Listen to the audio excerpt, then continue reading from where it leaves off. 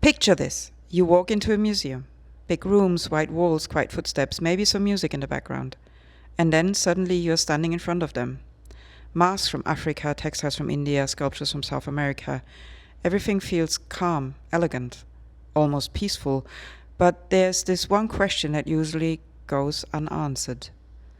How did these things actually get here? And that's exactly where we begin.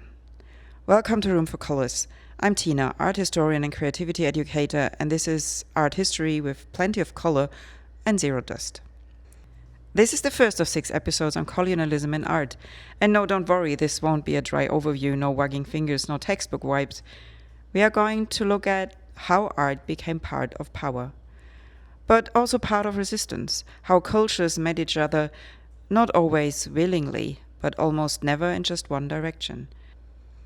And how much all of this still shapes, to this day, what we count as beautiful, valuable, or high quality. So, colonialism, what are we actually talking about? When we talk about colonialism today, we go straight to oppression. Exploitation, violence, one country takes it upon itself to control another, politically, economically, militarily, and, crucially, culturally. Europe was especially busy here. England, France, Spain, Portugal, later Germany too. They set off, discovered countries that were already inhabited, plundered resources and decided what counts and what doesn't. But colonialism wasn't only violence with weapons. It was also violence through images, through language, through stories. And that's exactly where art comes in. Art was never just decoration. In the colonial context, art wasn't a nice little extra. It was proof. It was a status symbol. It was power.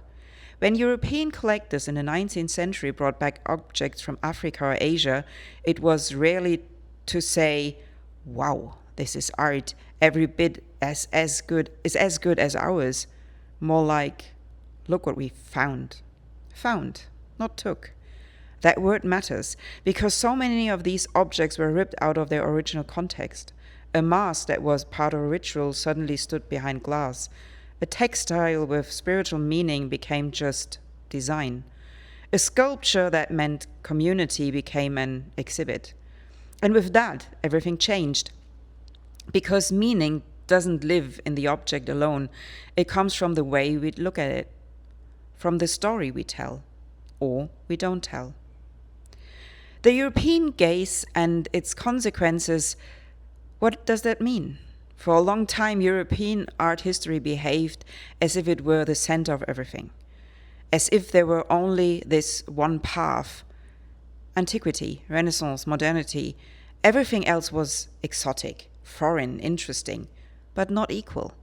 African objects weren't called art, they were called ethnographic objects. Sounds harmless. It isn't. Because underneath it says, this isn't art like ours. And that way of thinking runs deep, not just in museums, in us too.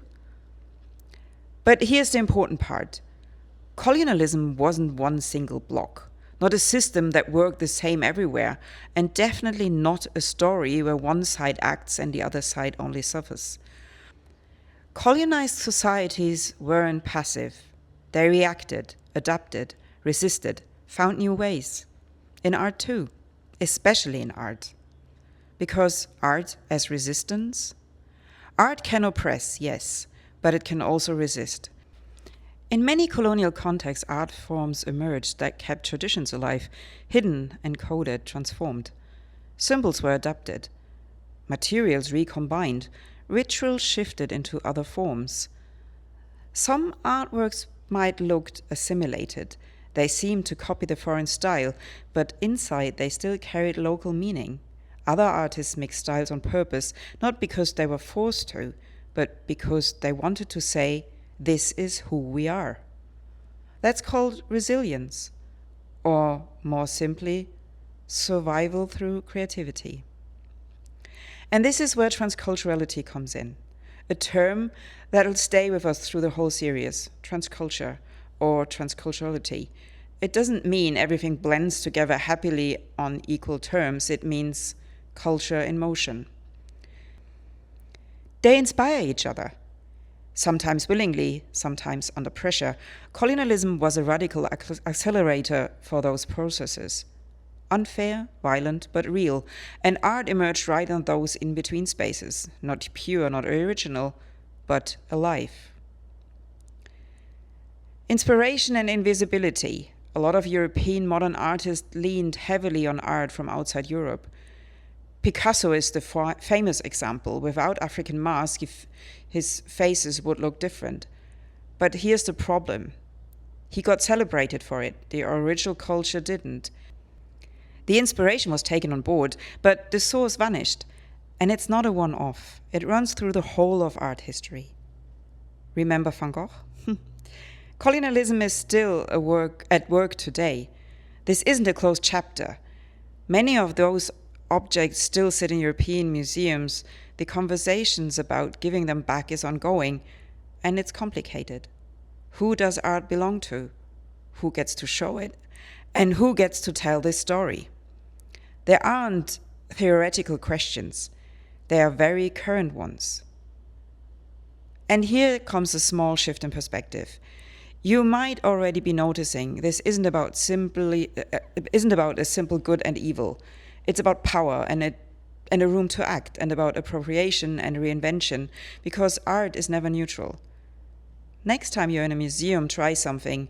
Don't just ask yourself, do I like this? Ask too, how did this actually end up here? It changes the way you see. Promise. And what's ahead?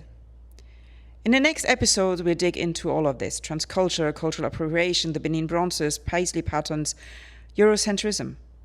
But for today, one thought is enough. Art carries history inside, and how we tell that history helps decide which direction we go from here.